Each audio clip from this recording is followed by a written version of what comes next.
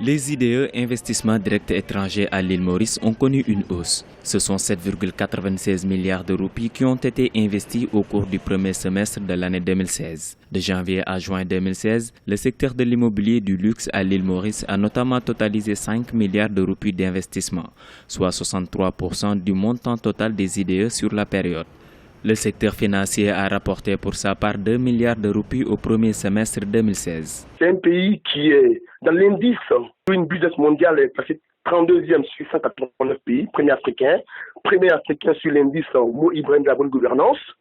Donc c'est un pays qui a une croissance soutenue, c'est un pays qui est attractif, qui a su vendre son attractivité, mettre en place des mécanismes qui incitent effectivement à l'attractivité économique. C'est un pays, par exemple, qui a éliminé la double imposition. C'est un pays où les investisseurs du monde peuvent s'installer clé en main. Les investissements directs étrangers du pays viennent majoritairement d'Europe, 3,9% de roupies, d'Afrique, 1,7 milliard de roupies et d'Asie, 2,7 milliards de roupies. Cependant, l'immobilier de standing à l'île Maurice a lui seul rapporté quelques 6,8 milliards de roupies d'IDE.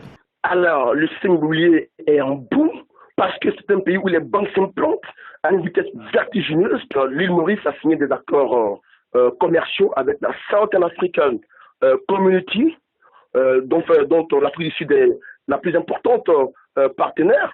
Et puis, la Chine, qui est le géant économique mondial. Donc, ce sont déjà des incitations politiques, économiques, ce sont des accords bilatéraux passés avec l'Afrique du Sud, avec la Chine, qui font qu'effectivement, la Chine et l'Afrique sont présentes en île Maurice.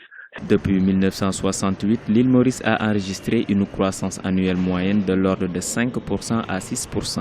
Les investissements directs étrangers à l'île Maurice avaient drainé dans leur sillage en 2015 quelques 9,6 milliards de roupies. Pour rappel, les IDE à l'île Maurice ont été d'environ 108 milliards de roupies entre 2006 et 2014.